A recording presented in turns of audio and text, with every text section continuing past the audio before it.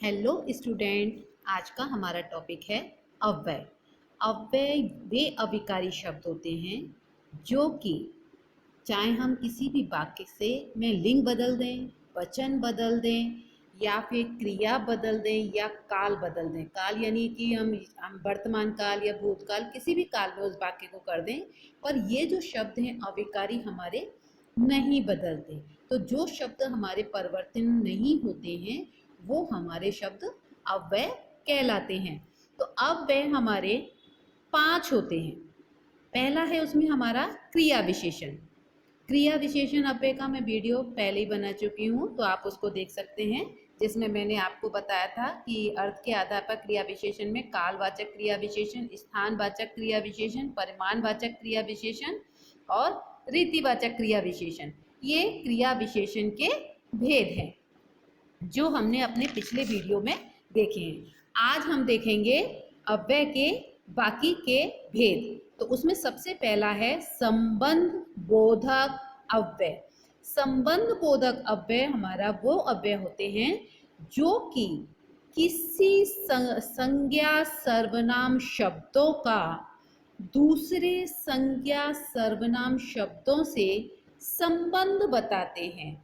ये वे शब्द हैं जो संज्ञा सर्वनाम शब्दों के साथ लगकर वाक्य के दूसरे शब्दों से संबंधों का बोध कराते हैं। बोध कराना यानी जानकारी देते हैं। अब जैसे कि वे ये एग्जाम्पल देखते हैं हम। मैं रोटी की जगह चावल खाऊंगा। तो की जगह जो है ये जो शब्द है रोटी की जगह, तो ये जो की और जगह लिखा हुआ है ये हमारा संबंध बोधक अव्यय है जो कि रोटी का चावल से संबंध बता रहा है कि हम रोटी की जगह क्या खाने वाले हैं, चावल खाने वाले हैं। दूसरा है हमारा विद्यालय के चारों ओर बगीचा है। तो ये जो है शब्द कि के चारों ओर, ये जो शब्द है हमारे, ये हमारा संबंध बोधक अव्यय है जो कि बता रहा है कि विद्यालय के चारों ओर बगीचा है। तो विद्यालय भी हमारा संज्ञा शब्द हो गया और बगीचा भी हमारा संज्ञा शब्द होता है। खुशी के मारे वह नाच उठा। तो यहाँ पर खुशी हमारा संज्ञा शब्द हो गया, भाववाचक संज्ञा। तो के मारे जो शब्द है ये हमारा संबंध बोधक अव्यय है कि हमने खुशी के कारण क्या किया, नाचने लगा। तो वो के मारे शब्द हमारा संबंध बोधक अव्यय है। अपने पिताजी के साथ राम भी मेला देखने गया था। तो इसमें जो के साथ है, तो के साथ जो शब्द है ये हमारा संबंध बोधक अव्यय है। संबंध बोधक अव्यय शब्दों से पूर्व प्रायः कोई ना कोई परसर्ग या विभक्ति लगी होती है। परसर्ग या विभक्ति जैसे कि इसके सामने साथ के साथ में के लगा हुआ है, मारे के साथ में के लगा हुआ है।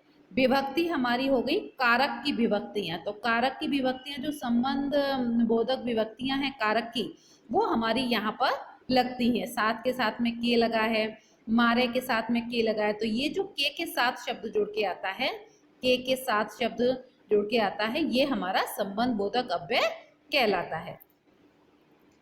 पर कुछ संबंध बोधक बिना विभक्ति के लिए भी प्रयोग किए जाते हैं, जैसे आजन्म, जीवन भर, जीवन पर्यंत। ये जो शब्द हैं विभक्ति के साथ नहीं आते, पर फिर भी ये हमारे संबंध बोधक अव्यय कहलाते हैं। अब ये जो संबंध बोधक अव्यय हैं वो कौन कौन से हैं? के बिना, के आगे, के पीछे, के सामने, के बाद, के बाहर, के अनुसार, से तक। से भी हमारी विभक्ति है उसकी कर्ता की, तो वो विभक्ति के साथ आया है। की तरफ, की जगह, की ओर। तो के आएगा का, की, के या रा, री, रे या से। तो ये जो है से, तो ये जो है हमारी कोई ना कोई विभक्ति के साथ जुड़कर शब्द आता है, तो वो हमारा संबंध बोधक अव्यय कहलाता है। अब जैसे संबंध बोधक तथा क्रिया विशेषण में अंतर। अब शब्द हमारा आ गया मधुर। वह मधुर गाती है, तो गाना हमारा क्रिया है और क्रिया से पहले अगर मधुर शब्द आया है तो वो हमारा क्या हो गया, क्रिया विशेषण हो गया। वहीं वह पुष्पा से मधुर गाती है, यानी हमने यहाँ पर तुलना कर दी पुष्पा से, तो ये पुष्पा हमारा संज्ञा शब्द हुआ और से के साथ जुड़कर मधुर आया है, यानी यहाँ पर ये विभक्ति के साथ जुड़कर मधुर आया है, इसलिए ये हमारा शब्द हो गया संबंध बोधक अव्यय। दूसरा शब्द है पीछे। तुम पीछे चलो, चलना हमारी क्रिया हो गई, उसके पहले आया शब्द पीछे हमारा क्रिया विशेषण हो गया। लेकिन अगर यहाँ पर के साथ जुड़कर आया है पीछे, तुम राम के पीछे चलो, तो के हमारी विभक्ति है और जब विभक्ति के साथ जुड़कर शब्द आता है तो वो हमारा संबंध बोधक अव्यय कहलाता है। राम पहले आया था, पहले हमारा क्रिया विशेषण है, क्योंकि आया हमारी क्रिया हो गई, उसके पहले का शब्द क्रिया विशेषण हो गया। अब अगर हम यहाँ देखें तो राम मुझसे पहले आया था, तो से हमारी विभक्ति हो गई और पहले हमारा शब्द जो हो गया हमारा संबंध बोधक हो गया, क्योंकि ये से के साथ में जुड़कर आया है। मामा जी बाहर गए हैं, बाहर हमारी क्रिया विशेषण हो गया, क्योंकि ये गए यानी जाना, जाना के साथ में के पहले आया है, इसलिए ये क्रिया विशेषण हो गया। वहीं मामा जी शहर से बाहर गए हैं, से हमारी विभक्ति हो गई और बाहर के जुड़कर आया है से के साथ में, इसलिए ये हमारा संबंध बोधक अव्यय हो गया। मैं पास ही रहता हूँ, पास यानी हमारा जो रहना हो गई हमारी क्रिया और पास हमारा हो गया क्रिया विशेषण, कि पास ही रहता है, ये हमारा क्रिया विशेषण शब्द हो गया। और यहाँ पर मैं मंदिर के पास, के यानी विभक्ति हो गई के, पास ही रहता हूँ, इसलिए ये के पास ही जो शब्द है ये हमारा संबंध बोधक हो गया। इस मतलब ये है कि संबंध बोधक अव्यय हमारे किसी न किसी विभक्ति से जुड़कर आते हैं, जैसे से मधुर, के पीछे, से पहले, से बाहर, के पास ही, ये हमारे किसी न किसी विभक्ति से जुड़कर आए हैं, इसलिए ये हमारे संबंध बोधक अव्यय कहलाता है। फिर तीसरा पॉइंट है हमारा समुच्चय बोधक अव्यय। समुच्चय बोधक अव्यय हमारे वो होते हैं जो दो शब्दों को या दो वाक्यों को जोड़ने के काम आते हैं। ये वे शब्द होते हैं जो दो वाक्यों को, दो शब्दों या दो या तीन वाक्यांशों को जोड़ते हैं, जैसे कि राम और सीता बन गए, यहाँ पर जो और शब्द है वो हमारा क्या हो गया, समुच्चय बोधक अव्यय हो गया। मन लगाकर पढ़ो अन्यथा बाद में पछताना पड़ेगा, मन लगाकर पढ़ो एक वाक्य हो गया, बाद में पछताओगे ये दूसरा वाक्य हो गया, इसके बीच में ये अन्यथा हमारा समुच्चय बोधक अव्यय हो गया। बादल गरजने लगे एक वाक्य, वर्षा प्रारंभ हो गई दूसरा वाक्य, और इसके बीच में तथा लग के आया है, तो ये जो तथा शब्द है ये हमारा समुच्चय बोधक अव्यय है। पार्टी में तुम स्वयं जाओगे एक वाक्य, वह तुम्हें लेने आएगा दूसरा वाक्य, तो अथवा जो इसमें बीच में लगा है ये हमारा समुच्चय बोधक हो गया। वह चोर ही नहीं एक वाक्य, बल्कि सीना जोर भी है, और इसके बीच में जो वाक्य लगा है ये हमारा बल्कि, ये हमारा समुच्चय बोधक शब्द है। चुप रहो वरना मार खाओगे, तो ये जो वरना शब्द है ये हमारा समुच्चय बोधक है, क्योंकि ये दो वाक्यों के बीच में जुड़कर आ रहा है। तो यानी हमने यहाँ पर देखा दो शब्दों के बीच का शब्द, दो वाक्यों के बीच का शब्द, और ये जो शब्द हैं हमारे समुच्चय बोधक अव्यय कहलाते हैं। इसमें जैसे यानी, अर्थात, ताकि, तथापि, यद्यपि, क्योंकि, इसलिए, ताकि, अथवा, एवं, किंतु, परंतु, अतः, नहीं तो, यदि, मानो, ये जो शब्द हैं इस टाइप के शब्द हमारे समुच्चय बोधक अव्यय कहलाते हैं। हमारा तीसरा पॉइंट है विस्मयादि बोधक, चौथा पॉइंट विस्मयादि बोधक। जैसा कि शब्द से ही समझ आ रहा है, विस्मय अर्थात आश्चर्य और बोधक अर्थात बोध कराने वाला, यानी जिन शब्दों से हमें आश्चर्य का बोध जानकारी मिलती है वो हमारे शब्द विस्मयादि बोधक कहलाते हैं। तात्पर्य ये वे शब्द होते हैं जो विस्मय उपस्थित करने वाले शब्दों की जानकारी देते हैं। जैसे कि उदाहरण, वाह क्या कैच लिया है, तो वह शब्द जो हो गया हमारा विस्मयादि बोधक हो गया। अब ये हो गया प्रोत्साहन देने वाले शब्द, शाबाश, आगे भी इसी प्रकार, पुरस्कार जीतना, ये हमने किसी को शाबाशी दी तो शाबाश यानी प्रोत्साहन दिया। आश्चर्य करने वाले शब्द, अरे आप कब आए, ये हमारा आश्चर्य वाला हो गया। आहा कितना सुंदर दृश्य है, ये भी हमारा आश्चर्य हो गया। घृणा, छी कितनी बदबू है।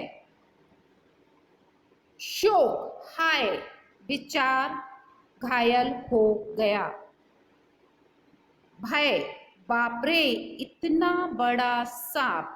तो ये जो हमने शब्द देखे, वाह, शाबाश, अरे, आहा, छी, हाय, बाप रे, ये जो शब्द हैं हमारे, ये सारे शब्द हमारे विस्मयादि बोधक कहलाते हैं, जो कि प्रोत्साहन व्यक्त कर रहे हैं, आश्चर्य व्यक्त कर रहे हैं, घृणा व्यक्त कर रहे हैं, शोक व्यक्त कर रहे हैं, भय व्यक्त कर रहे हैं। अब विस्मयादि बोधक शब्द स्वतः ही मुंह से निकल जाते हैं। इन शब्दों का प्रयोग वाक्य के शुरू में होता है। ये बात ध्यान देने वाली बात है, जैसे हमने यहाँ सभी वाक्यों में देखा कि हमारा जो विस्मयादि बोधक शब्द था वो शब्द के पहले ही आ रहा था, उसके बाद हमारा सेंटेंस शुरू हुआ। तो इसलिए ये जो जितने भी शब्द हैं शुरुआत में ही आते हैं और यही हमारे विस्मयादि बोधक शब्द होते हैं। इन शब्दों के आगे विस्मयादि बोधक चिन्ह अवश्य लगा होता है। तो ये हमारे हो गए विस्मयादि बोधक शब्द। अब ये विस्मयादि बोधक कभी कभी संज्ञा, सर्वनाम, विशेषण आदि शब्दों का भी प्रयोग विस्मयादि शब्दों के रूप में किया जाता है। यानी कभी कभी हम संज्ञा, सर्वनाम शब्दों का भी प्रयोग विस्मयादि के रूप में करते हैं। जैसे राम राम, राम राम शब्द हमारा संज्ञा शब्द है, उसने बहुत बुरा किया, तो हमने ये वाक्य के पहले लगाया, इसलिए ये हमारा विस्मयादि शब्द हो गया। सुंदर, सुंदर भी हमारा संज्ञा शब्द है, तो सुंदर हमारा विशेषण शब्द है। तो सुंदर तुमने बहुत अच्छा कैच लिया, तो ये हमारा विशेषण है। कौन, कौन हमारा सर्वनाम हो गया। तो बाहर क्यों खड़े हो, भीतर आओ, तो ये सर्वनाम शब्द हो गया जो हमने विस्मयादि बोधक शब्द के रूप में प्रयोग किया है। चुप, बक बक मत करो, ये क्रिया हो गई। चुप यानी चुप रहना, तो ये हमारी क्रिया हो गई जो कि हमने विस्मयादि बोधक के रूप में प्रयोग की है। तो राम राम संज्ञा शब्द हो गया, सुंदर हमारा विशेषण हो गया, कौन हमारा सर्वनाम हो गया, चुप हमारी क्रिया हो गई। तो हमने देखा कि संज्ञा, सर्वनाम, विशेषण और क्रिया को भी हम विस्मयादि बोधक शब्दों के रूप में प्रयोग करते हैं। लेकिन वह शब्द जो हैं हमारे सारे के सारे, अगर हम देखें, गौर करें, तो हमारे वाक्य के पहले लगे हैं। यानी कि वाक्य के पहले अगर सर्वनाम शब्द हो या संज्ञा शब्द हो या क्रिया शब्द हो, तो वो हमारा क्या हो जाता है, विस्मयादि बोधक शब्द हो जाता है। पांचवा पॉइंट है हमारा निपात। निपात हमारे वे शब्द होते हैं जिनसे हमारे वाक्य को बल मिलता है। अब जैसे कि मैं भी तुम्हारे साथ चलूंगी, तो यहाँ पर जो भी शब्द है ये हमारा निपात शब्द है। मैं तुम्हारे साथ चलूंगी एक साधारण शब्द हो गया, पर मैं भी तुम्हारे साथ चलूंगी यानी ये हमने बल देकर कहा कि मैं भी तुम्हारे साथ चलूंगी। यहाँ तुम ही रहोगे, तुम ही जो शब्द है हमारा निपात शब्द है, यानी ही जो लगाने से हमारा ये हो गया कि कोई और नहीं रहेगा, यहाँ पर तुम ही रहोगे। तो इसलिए भी और ही ये जो शब्द है हमारे निपात शब्द कहलाते हैं। इस अव्यय से संबंधित, जैसे हमने अव्यय देखे 5 तरीके के होते हैं, और इन अव्ययों से संबंधित कोई भी अगर आपका प्रश्न है तो आप मुझसे कमेंट्स में पूछ सकते हैं। पर अगर आपको मेरा वीडियो पसंद आया हो तो आप प्लीज़ इसे लाइक कीजिए, सब्सक्राइब कीजिए और अपने दोस्तों के साथ शेयर कीजिए।